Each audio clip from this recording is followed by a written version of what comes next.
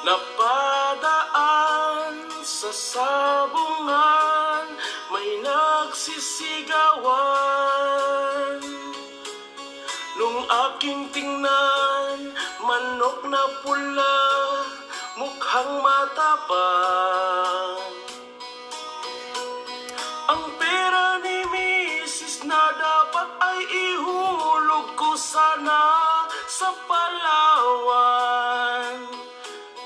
Aking pinusta sa manok na pula, mukhang tatama yan, nagsimula ang salpukan. Manok na pula.